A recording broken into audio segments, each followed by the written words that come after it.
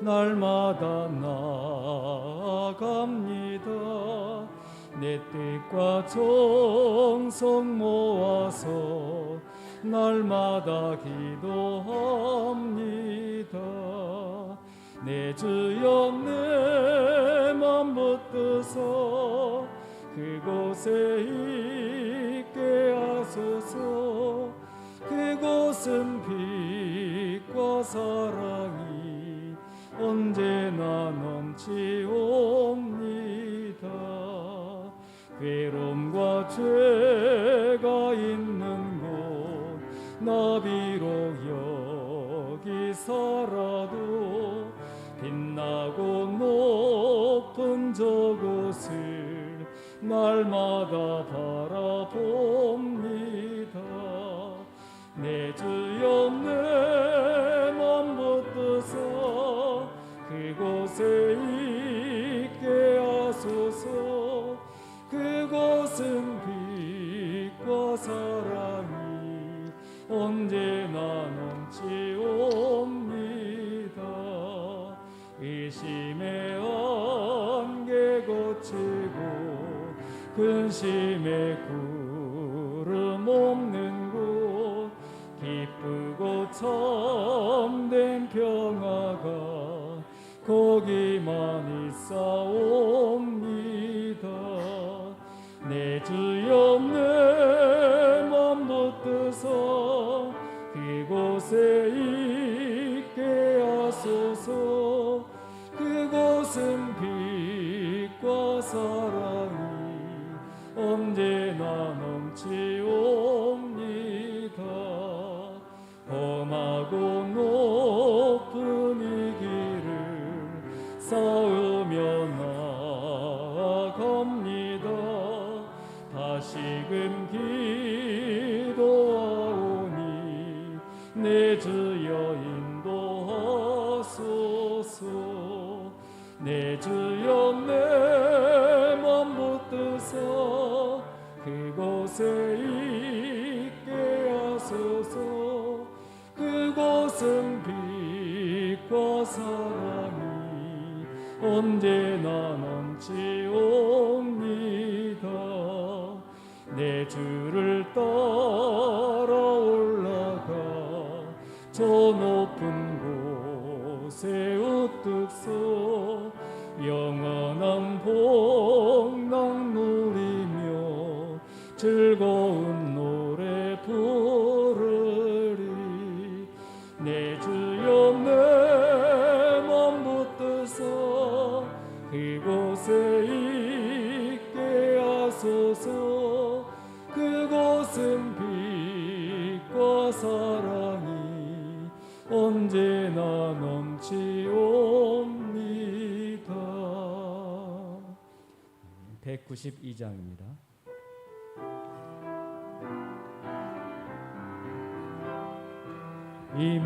임하소서 임하소서 바람 같은 성령이여 에스겔의 골짜기에 불어닥친 생명바람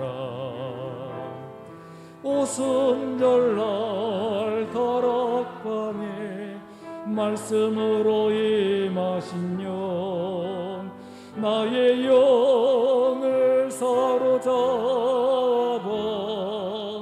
새로 나게 하옵소서.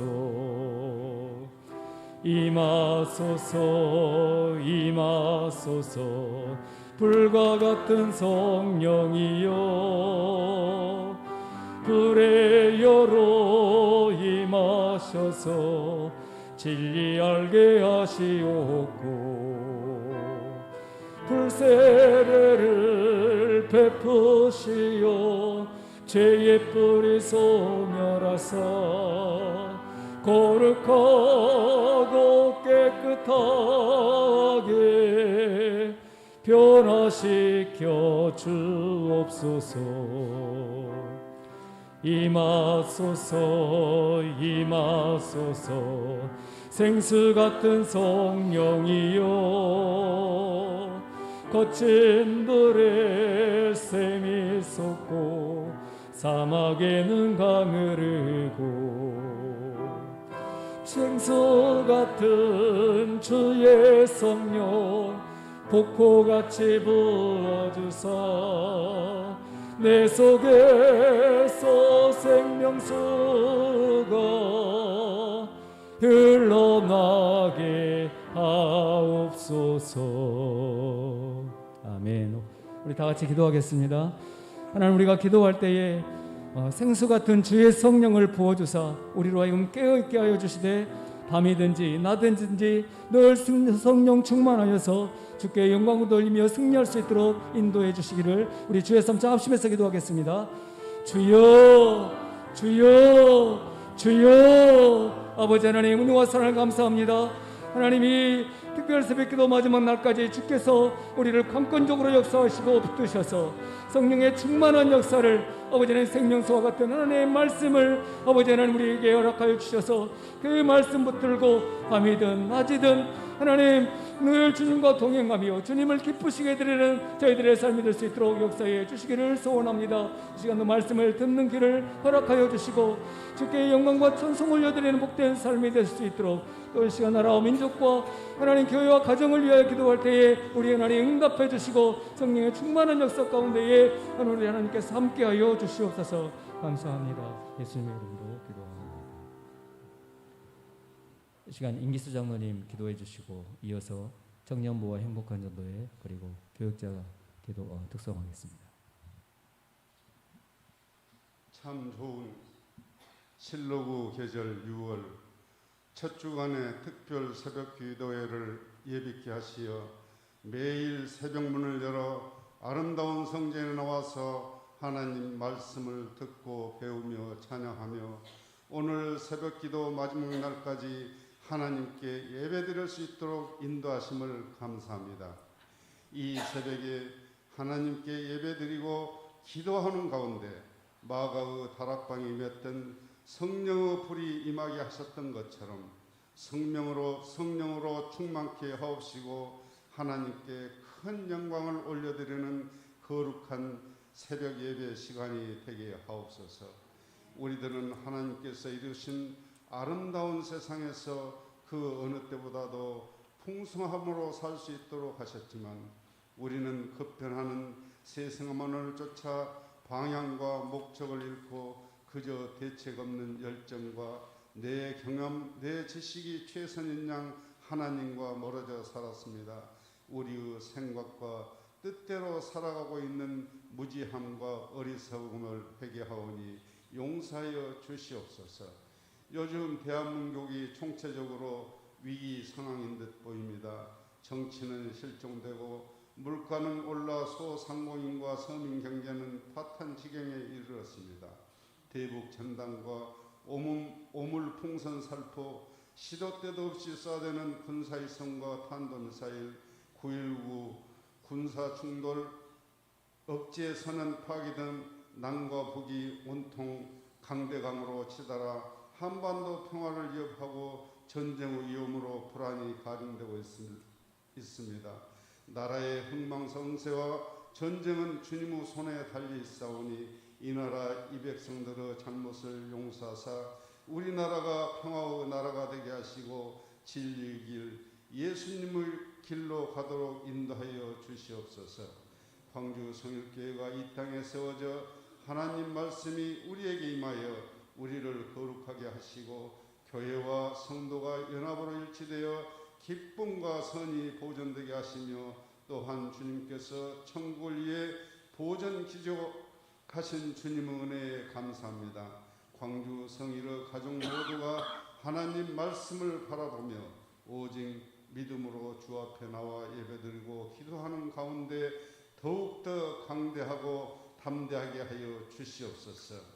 교회와 성도가 하나 되어 섬김의 공동체가 되게 하여 주시고 맡은 귀한 사역을 끝까지 잘 감당케 하여 주시옵소서.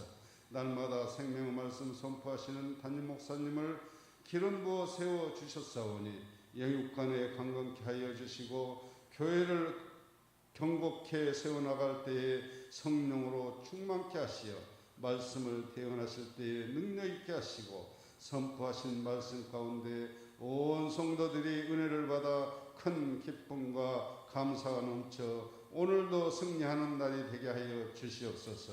사랑이 많으신 예수님 이름으로 기도하옵나이다. 아멘.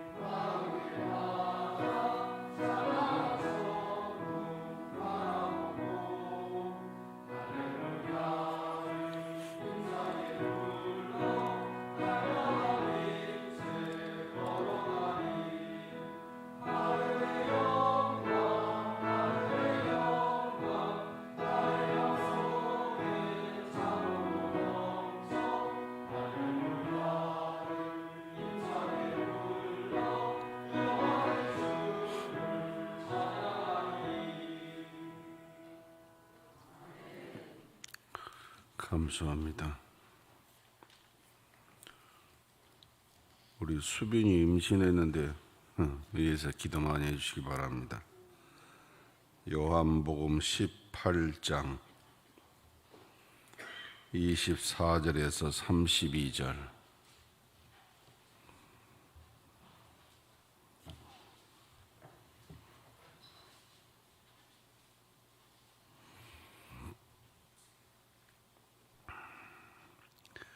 요한복음 18장 24절에서 32절까지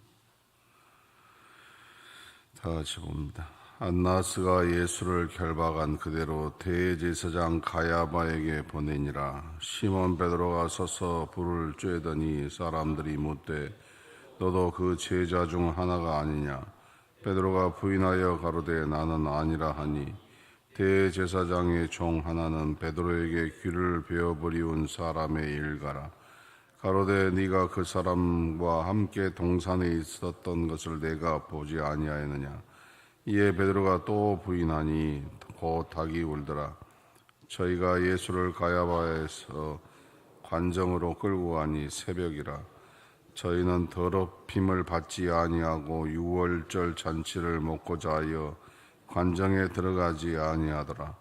그러므로 빌라도가 밖으로 저희에게 나가서 말하되 너희가 무슨 일로 이 사람을 고소하느냐? 대답하여 가로되 이 사람이 행악자가 아니었다면 우리가 당신에게 넘기지 아니하였겠나이다. 빌라도가 가로되 너희가 저희를 데려다가 너희 법대로 재판을 하라.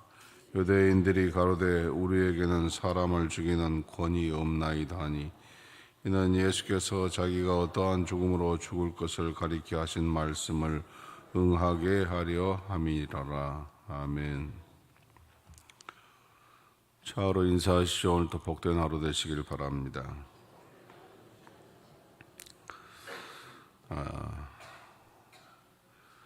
오늘 본문은 유대인들이 예수님을 사형시키기 위하여서 새벽에 이 총독 관저로 예수님을 끌고 가서 일어난 사건들입니다. 유대인들과 예수님 간의 문제인 것처럼 보입니다. 그런데 그날 밤에 일어나고 있는 이 내용들을 가만히 들여다보면은 우연하게 발생한 일이 아니라 배후의 어떤 조종을 하는 세력이 있구나, 이런 것을 우리가 느낄 수가 있습니다. 그래서 오늘 이 아침에 보고자 하는 것은 먼저 베드로가 당한 이 일들을 잘 살펴봐야 됩니다. 그 배후에 무엇이 있을까? 베드로는 주님의 뒤를 따라서 다른 제자와 함께 대제사장의 집들에 들어가지요. 그 이후로 계속 다른 사람들에게 집중적인 공격을 받습니다. 베드로는 어두운 새벽이니까 사람들이 자기를 알아보지 못할 줄 알고 대제사장의 집 안으로 들어갔다가 거기서 위기를 만나지요. 첫 번째는 문을 지키는 여종으로부터 당신은 그 제자가 아니냐 이렇게 물었는데 부인을 하지요. 나는 아니라 이렇게 부인을 합니다. 두 번째는 마당에서 불을 쬐고 있는데 어떤 사람이 자기를 알아보지요. 너도 그 제자가 아니냐라고 다그쳐 물을 때에 베드로 역시 나는 아니라 라고 또 부인을 합니다. 여전히 불을 쬐고 있는 듯 한데 베드로가 사람들 사이에 여전히 있었습니다. 그때 얼마 전에 베드로가 칼로 귀를 베어버린 사람의 친척이 내가 분명히 동산에서 내 친척의 귀를 네가 자른 것을 내가 보았다. 어디서 아니라고 하냐라고 이렇게 다그쳤을 때에 베드로가 또 부인을 했습니다. 마태복음에 보면은 똑같은 내용을 이렇게 설명을 합니다. 베드로가 맹세하고 또 부인하여 이르되 나는 그 사람을 알지 못하니라 하더라 그랬습니다. 베드로는 더울 사람이 아무도 없는 상황에서 집중적인 이런 공격을 받게 됩니다. 그리고 예수님을 3번이나 부인을 하지요. 이 3번이나 부인을 하면서 목숨을 부지했습니다. 여러분은 베드로가 이렇게 3번이나 공격당하는 것을 우연히 있었던 일이라고 생각하십니까? 두 번째는 유대인들이 예수님을 죽이기 위하여서 로마 총독의 관절을 새벽에 들이닥친 것이 우연이었을까 하는 것입니다. 당시 로마의 총독은 세상을 지배하는 권세가 있는 나라로부터 파견된 권세 있는 자였습니다. 그 당시 유대인들은 로마의 지배를 받고 있었는데 그 지배법 중에 하나가 다른 것은 해당 나라의 법대로 하되 사람을 죽이는 사형의 권세는 로마에게만 있다라는 그런 법률 조항을 두었습니다. 그런데 유대인들이 로마 총독에게 예수님을 고발한 죄목을 그 새벽에 가지고 간 죄목이 무엇이었냐? 로마 정부 쪽에서 볼 때는 아무것도 아닌 것이었습니다. 반란도 아니고 무슨 영모를 하는 것도 아니었는데, 그런데 예수님을 새벽에 로마 총독에게 데리고 간 것입니다. 그 권세가 등등한 로마 총독에게 말이죠. 근데 로마 총독 빌라도는 예수님을 거기다 죽이고 싶은 마음도 없었습니다. 또 그럴 필요도 없는 죄목이라고 생각했습니다. 그런데도 빌라도를 예수님 죽이는 데에 끌어들였습니다. 막강한 권력을 가진 로마 총독이 자기도 하기 싫은 일에 왜 끌려 들어갔을까? 이것이 우연한 일일까? 라고 생각을 해보셔야 됩니다. 세 번째는 유대인들이 보이는 위선적인 행동입니다. 유대인들은 죄 없는 예수님을 죽이는 가장 사악한 일을 하고 있으면서도 유월절을 깨끗하게 지키겠다는 유월절 규례법에 의해서 이 이방인의 법정에는 들어가지를 않았습니다. 로마 총독에게는 죄 없는 예수님을 끌고 가서 죄를 뒤집어 씌워서 죽이려는 사악한 일을 하고 있으면서도 유월절의 정결 예식을 지켜서 유월절 음식을, 깨끗한 음식을, 죄 없는 음식을 먹는다라는 그런 규례를 지키려고 로마 빌라도 법정에 들어가지 않았다는 것이에요. 그래서 법정 밖에서 외치기만 하고 실제로는 로마 총독이 법정을 들어갔다가 나왔다가 하면서 유대인을 상대했던 그런 우스꽝스러운 재판을 벌이고 있었습니다. 그래서 유대인들은 가장 악한 짓을 벌이고 있으면서도 겉으로는 가장 선량한 하나님의 백성인 채 하는 이런 일을 또한 하고 있는 것이죠. 이것이 우연일까? 우리는 이 세 가지 내용을 들여다보면서 이것이 우연히 하다 보니까 이렇게 되었을까? 아니면 그 배후에 무슨 세력이 있었을까라고 한번 깊이 생각해 볼 필요가 있습니다. 그래서 이 세 가지 장면을 생각하면서 사탄이 하는 일은 어떤 일일까? 이걸 우리가 살펴봐야 되는 것입니다. 우선 사탄은 베드로를 집요하게 공격하고 집요하게 물고 늘어지면서 예수님을 부인하는 것에 집중을 하도록 했습니다.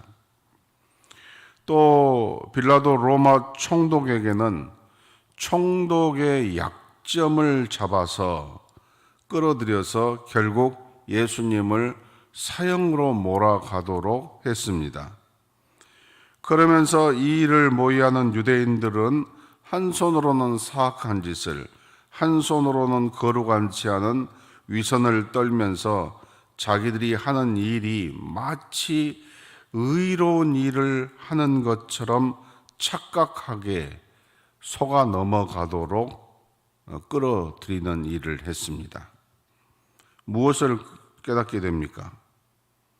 사람이 죄로 넘어지는 일은 우연이란 없다는 것입니다.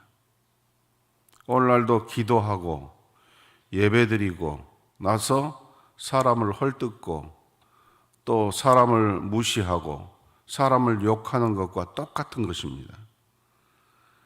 조금만 영적인 눈을 뜨고 신앙 양심에 손을 올려놓고 생각한다면은 이것이 도대체 어떤 노름에 놀아나고 있는지를 알 수가 있는 일입니다.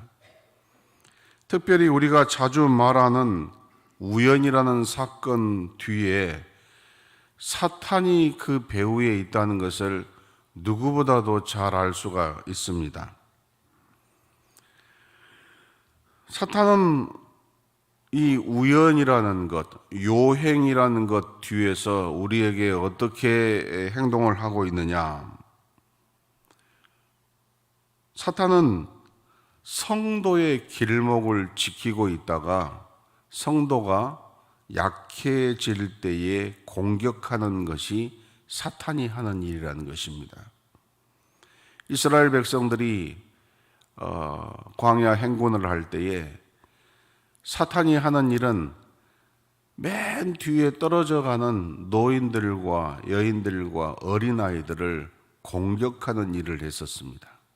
이게 사탄이 하는 일입니다. 어린이와 노인과 여인들의 연약함을 봐주지 아니하고 그들을 공격하는 것이 이 사탄이 하는 일입니다. 베드로가 어떤 상황에 있었습니까? 믿고 의지하던 주님이 붙잡혀갔습니다. 왜 예수님이 능력이 많으신 분인데 붙잡혀갔을까? 참 알다가도 모를 일이었고, 다른 제자들은 다 도망가 버렸고 지금 주변에는 아무도 없습니다. 그런데도 멀찍이라도 용기를 내어서 따라가는 베드로입니다. 그러면은 베드로는 다른 제자들에 비해서 상급을 받아야 될 사람입니다. 그런데 사탄은 이런 베드로를 코너로 몰아갔습니다. 그런 상황에서 베드로의 눈에는 예수님은 아주 작게 보이고 안나스와 가야바와 빌라도는 크게 보이는 이런 마음을 주어서 예수님에 대한 기대를 한순간에 무너뜨리게 했던 것입니다. 그래서 베드로는 결국 살아남기 위하여서 예수님을 3번이나 부인하는 것입니다.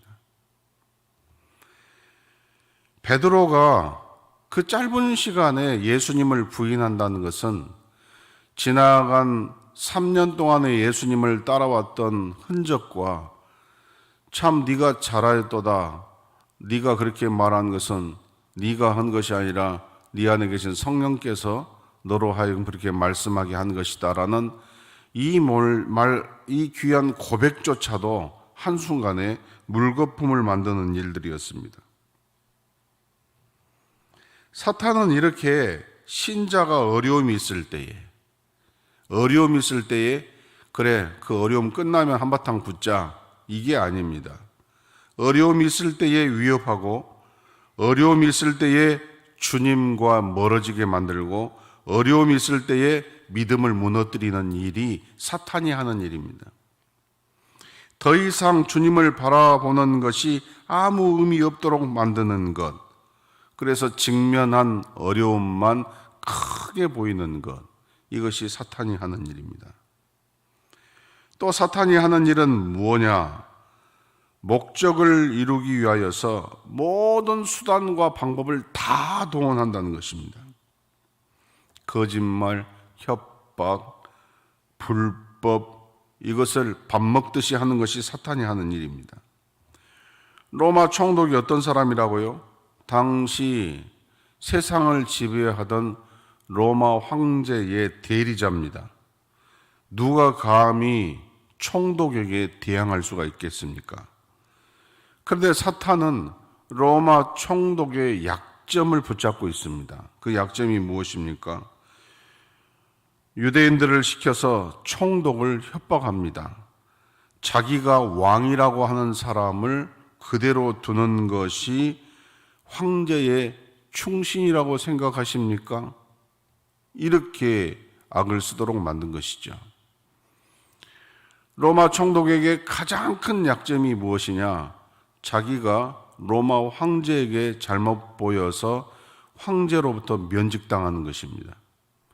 그것을 꿰뚫고 들어가서 유대인들의 입에서 로마 총독의 약점을 말하도록 한 것입니다. 그래서 빌라도는 예수님이 죄 없다는 것도 알고 있고 죽일 마음도 없었음에도 불구하고, 그럼에도 불구하고 이 가당치 않는 유대인들의 소리에 기가 죽어가지고 예수님을 죽이는 데에 협력하는 사람이 되고 만 것이죠. 이게 사탄이 하는 일이라는 것이에요. 세 번째, 사탄은 모든 사람들을 위선자로 만드는 것입니다. 유대인들은 무지한 예수님을 사악한 방법으로 죽이면서도 유월절을 깨끗하게 지키려고 로마 법정에 들어가지 않는 이런 이중적인 모습을 보였습니다. 안에는 위선과 거짓이 자기에게 난무하면서도 겉으로는 정결하고 대단한 삶을 사는 것처럼, 그래서 자기가 하는 일이 매우 의로운 일인 것처럼 온통 자기를 도배하여서 그 하는 일에 대하여 정당성을 부여하고 예수를 죽이는 데에 앞장서도록 한 것이죠. 지금도 우리가 사는 세상에 들여다보면 모든 세상의 종교들에는 위선과 거짓이 들어 있습니다. 그러면서도 겉으로 보면은 뭉클하게 하는 일들을 만들어 줍니다. 삼천배를 한다든지 오체 투지 또는 삼보일배를 한다든지, 그래서 평생 동안 그 티베트에 그 사원이 있는 그곳을 몇 년을 거쳐서 가도록 하는 이런 모습을 이렇게 들여다보면서 가슴을 뭉클하게 하면서, 너는 예수님의 공로 하나 가지고 구원을 받는다는데 저 사람에 비하면은 너는 얻는 것이 뭐가 있어? 네가 잘하는 게 뭐가 있어? 라고 우리의 신앙을 한순간에 저 밑으로 내려버리도록 하는 이런 가슴 뭉클한 일들을 우리에게 제공하고, 내가 믿는 예수의 이름을 한순간에 밑으로 떨어버리는 그런 일들이 있습니다. 이게 뭐냐? 사탄이 하는 일이에요. 그러면 우리가 이런 사탄의 전략을, 괴계를 이겨내려면 어떻게 해야 될까? 늘 뻔한 말씀이지만 뻔한 말씀이 가장 중요한 말씀이니까 요행이나 우연을 믿지 말고 살아계신 하나님께 주목을 해야 된다는 것입니다. 사탄은 내가 어려움을 당할 때에 내 약점을 부각시키면서 여기에 뭐가 오도록 우리를 마음을 쏟도록 하냐면은 요행이나 우연이 오도록 거기에다 집중하도록 합니다. 그 의도는 하나님의 은혜가 없어도 누군가가 너를 도울 것이고 때가 되면 그 일이 종료될 것이다. 그러니까 조금만 견뎌내라, 조금만 이겨내라, 이렇게 뒤에서 우리에게 말을 합니다. 코로나가 되어서 코로나를 겪으면서 많은 성도들이 교회를 떠났습니다. 그 떠난 배후에는 뭐가 있었을까요? 사탄이 있습니다. 사탄 마귀가 들어있어요. 사탄 마귀가 어떻게 역사했을까요? 네가 아무리 기도해도 수많은 사람들이 코로나 때 죽었고 코로나가 속히 종결되지 않았다. 그런데 백신이 발견되고 때가 되니까 이 정도 오랜 세월이 지나니까 다 종결되고 이제는 살만한 세상이 되지 않았느냐. 하나님의 은혜와는 전혀 관계가 없다. 이렇게 우리에게 이야기하면서 우리 마음속에 기도해봤자 소용이 없네? 뭐야, 이거 백신이잖아. 이렇게 우리로 하여금 하나님으로부터 눈을 돌리게 만드는 이런 일에 속아 넘어간 것이죠. 그런데 여러분, 백신이 우리를 살렸다라고 생각하십니까? 백신 때문에 죽은 사람 많습니다. 또 백신이 개발된 것이 사람의 지혜라고 생각하십니까? 그렇지 않습니다. 이나마 살 수 있었던 것은 그나마 하나님께서 믿는 자들의 기도를 들어주셔서 여기까지라고 하신 줄로 믿으시기를 바랍니다. 이스라엘 백성들도 그 타는 가뭄 속에 회개하고 믿음으로 바르게 산 사람들이 기도를 했지만 3년 6개월 동안 비가 오지 않았습니다. 그러면은 때가 되니까 비가 왔습니까? 아닙니다. 엘리야가 갈멜산에서 제단을 쌓고 이스라엘에게 회개를 촉구하고 하나님 앞에 엎드려 기도할 때에 하늘로부터 불이 내려왔고 거기에 있는 바알과 아세라 선지자들이 다 죽고 나서야 하늘에서 비가 쏟아졌습니다. 그게 3년 6개월 걸린 것입니다. 하나님의 때까지 기다렸던 것이죠. 모든 이치와 결정권이 마치 세상에 있는 것처럼 보이게 하여서 주님과 멀어지도록 하는 것이 사탄의 의도입니다. 네가 당한 일이 얼마나 어려운 일인데, 네가 당한 일이 얼마나 괴로운 일인데, 이럴 때 하나님이 너를 뭘 도와주었어?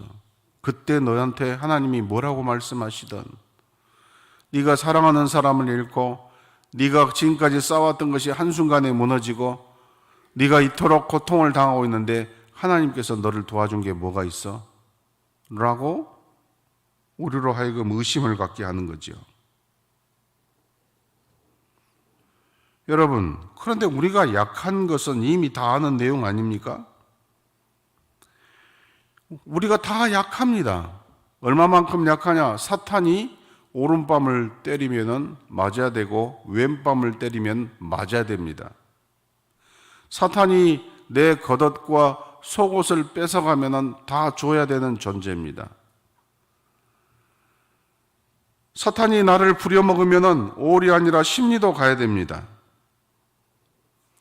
이런 연약한 내가 사탄을 이길 수 있는 방법은 내가 무슨 날마다 운동하고 날마다 등산 다니고 그래서 힘을 길러서 사탄을 이길 수 있는 것이 아닙니다. 우리가 요행과 우연을 기다려서 사탄을 이겨낼 수가 없습니다. 우리는 오른밤을 뗄 때 오른밤을 맞고 왼밤을 뗄 때 왼밤을 맞아야 되는 연약함이 있지만 그럼에도 불구하고 죽을 힘을 다하여서 주님을 붙드는 것이 우리가 힘을 기르는 것입니다. 남들은 3년 6개월 동안 코로나가 있을 때에 하나님은 교회에다가 무슨 복을 주셨어? 라고 물을 때에 그 뺨을 오른밤도 맞고 왼밤도 맞으면서 그래도 하나님을 붙드는 것이 우리가 힘을 기르는 것이란 말이죠. 사도행전 19장 20절 말씀에 이와 같이 주의 말씀이 힘이 있어 흥왕하여 세력을 얻으니라. 시편 119편 105절 주의 말씀은 내 발의 등이요 내 길의 빛이니이다.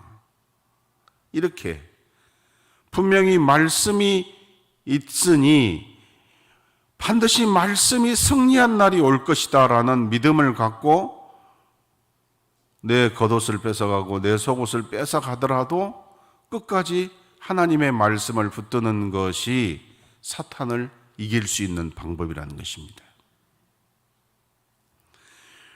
베드로는 나는 다른 제자와 다르다고 생각을 했습니다. 다 주를 버릴지언정 나는 절대 주님을 버리지 않겠다고 했습니다. 왜 베드로가 대제사장 뜰에까지 갔을까요? 멀찍이라도 주님 때문에 간 것이 아닙니다. 자기 말 때문에 간 거예요. 다른 사람은 다 주를 버릴지언정 나는 절대 주님을 버리지 않겠나이다. 주님이 그때 뭐라고 했어요? 네가 오늘 밤에 나를 3번이나 부인하리라 그랬어요.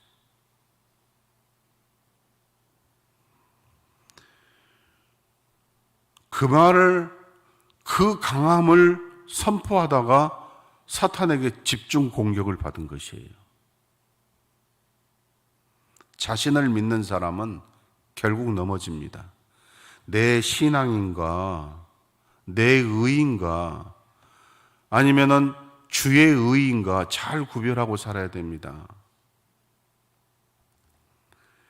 자기를 믿는 사람은 결국 넘어지고 자기 경험, 자기 판단력, 자기 의지를 믿는 사람들은 다 넘어진 것을 베드로를 통하여서 보여주신 것입니다. 오히려 겸손히 자기의 연약함을 인정하고 사탄이 나를 때리면 맞을 수밖에 없는 존재라는 것을 알고 주님이 도와주셔야만 살 수 있다는 것을 끝까지 고백한 사람은 살아남는 것입니다. 두 번째는 맑게 살아야 됩니다. 맑게. 사탄은 누구한테나 공격을 합니다. 예외 없이 공격을 하는데 주 대상이 누구냐? 특히 죄가 있으나 회개하지 않는 사람을 주로 공격합니다. 그래서 맑게 사는 것이 중요합니다. 하나님 앞에서 맑게 산다는 것은 하나님 앞에서 죄를 털어내고 산다는 것을 말합니다. 죄를 털어내야 가볍습니다. 사탄은 우리의 약점을 알고 물고 늘어집니다. 베드로의 제일 큰 약점은 혈기였습니다. 그래서 제사장의 종의 귀를 친 것이죠. 어제도 말씀드렸습니다. 귀를 잘라서 다행이지 다른데 만약 상하게 했더라면 어땠을까? 예수님이 갖다 붙여주었으니까 다행이지 귀 떨어진 대로 만약에 가게 했으면 어땠을까? 예수님께서 그 시간에 하셨던 말씀이 무엇이라고요? 내로라, 나만 잡고 내 제자들은 보내주라. 이래서 살아난 것이라니까요. 그런데 대제사장의 뜰에서 자기의 귀를 자른 사람의 친척이 와서 자신이 귀를 자른 사람의 친척이 와서 내가 그때 너 보았다. 너 내 친척의 귀를 자른 건 내가 보았다. 라고 말할 때에 무너지지 않을 수가 없었습니다. 왜?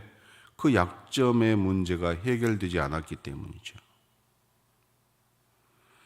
만약에 베드로가 혈기만 부리지 않았더라도 약점으로 남지 않았을 것입니다. 같은 일을 하더라도, 같은 말을 하더라도, 같은 행동을 하더라도 사탄에게 빌미를 줄 혈기나 경거망동이나 악한 말이 되지 않도록 맑게 사는 것이 중요하다 그 말이에요. 맑게 사는 것이 우리의 늘 하루하루 숙제예요. 성경은 그것을 다른 말로 말하면은 거룩한 삶이라고 그렇게 표현하는 것이에요. 맑은 삶. 세 번째는 예외 없이 사탄의 공격을 항상 대비해야 된다는 것이에요. 예외 없이. 오늘 특세 한 번도 안 나오다 특세 하루 나왔으니까 오늘 하루 종일 기쁠 것 같습니까? 아니요. 하루 종일 피곤할 것입니다. 예외 없습니다. 사탄의 공격은 예외가 없다는 걸 알아야 됩니다. 왜냐? 예수님조차도 40일 금식 기도하고 난 다음에 첫 번째 찾아온 손님이 사탄이었단 말이에요. 천사가 아니었어요. 사탄이 먼저 찾아왔어요. 하물며 우리가 기도하느라고 일주일 내내 몸부림치고 어떻게 이 직장 생활하고 힘든 가운데에 하루라도 바치려고 나왔는데 이것 때문에 우리가 막 난리가 달고 기쁜 것이 아니라 제일 먼저 찾아온 손님이 사탄이란 말이에요. 예외가 없어요. 또한 사탄의 공격이 한 번 했으니까 일주일은 휴전하고 또 올 것이냐? 절대 그렇지 않습니다. 베드로는 한 자리에서 3번을 공격당했어요. 한 자리에서 3번을 공격당했단 말이에요. 그 짧은 시간에. 오순절 마가의 다락방의 역사가 있는 성령 강림의 역사가 있었던 베드로가 그러면 성령 강림의 역사가 있었으니까 아무 시험도 없었느냐? 성령 강림의 역사를 체험하여 성령 충만한 베드로도 시험당한 일들이 많이 있었습니다. 그 뒤에 성경 사도행전 쭉 읽어보십시오. 그래서 사탄의 공격은 한 번이 아니고 계속적이다. 믿음으로 살수록 더 강하게 역사한다. 사탄이 역사하지 않는 것은 딱 한 가지다. 사탄의 자녀가 되면 사탄은 공격하지 않습니다. 그래서 우리는 늘 내가 예외가 되지 않는 사람이다. 사탄의 공격에서 예외가 되지 않는 사람이다. 그러니까 사탄의 공격에 대비하고 사는 사람이 되어야 된다는 것입니다. 나는 하나님의 자녀이기 때문에. 그러나 끝으로 성도로서 꼭 기억해야 될 것이 한 가지가 있습니다. 히브리서 2장 14절에서 18절입니다. 제가 읽어드릴게요. 성경 한번 방송 전에 찾아보세요. 자녀들은 혈과 육에 속하였음에 그도 또한 같은 모양으로 혈과 육을 함께 지니심은 죽음을 통하여 죽음의 세력을 잡은 자 곧 마귀를 멸하시며 또 죽기를 무서워함으로 한평생 매여 종노릇하는 모든 자를 놓아주려 하심이니 이는 확실히 천사들을 붙들어 주려 하심이 아니요 오직 아브라함의 자손을 붙들어 주려 하심이라. 그러므로 그가 범사에 형제들과 같이 되심이 마땅하도다. 이는 하나님의 일에 자비하고 신실한 대제사장이 되어 백성의 죄를 속량하려 하심이라. 그가 시험을 받아 고난을 당하셨은즉 시험 받은 자들을 능히 도우실 수 있느니라. 아멘. 꼭 가서 이 말씀 찾아서 읽으십시오. 히브리서 2장 14절에서 18절 말씀입니다. 이 말씀을 통하여 알 수 있는 게 무엇입니까? 결국 사탄은 망할 것입니다. 그리고 하나님은 당신의 자녀를 반드시 지키신다는 것입니다. 아멘. 그래서 사탄의 전략과 공격을 두려워할 이유가 아무것도 없다는 것입니다. 결국 사탄은 망할 것이고 하나님은 당신의 자녀들을 반드시 지키기 때문에 실제로 예수님은 당신을 3번이나 부인했던 그리고 저주까지 했던 이 베드로를 외면하지 않으셨습니다. 오히려 그에게는 뭐라고 했습니까? 당할 것을 미리 말씀해 주셨습니다. 부활하신 후에는 가장 먼저 찾아가서 만나 주셨습니다. 3번이나 네가 나를 사랑하느냐라고 물어주셨습니다. 그에게 당신의 양들을 맡기셨습니다. 천국 열쇠까지 맡기셨습니다. 그러나 잊어버리지 말아야 될 것, 항상 사탄의 계획에는 있다. 사탄은 어떻게든지 우리를 넘어뜨리려고 집요하게 공격을 한다.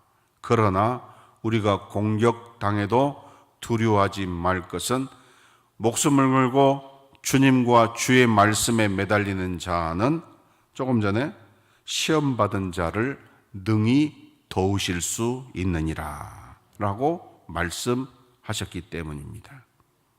오늘도 이 말씀을 받으셔서 가슴에 새겨 놓으시고 어떤 사탄의 공격 속에서도 능히 우리를 도우시는 주님을 통하여 승리하는 저와 여러분 되기를 주님의 이름으로 축원합니다. 기도하십시다.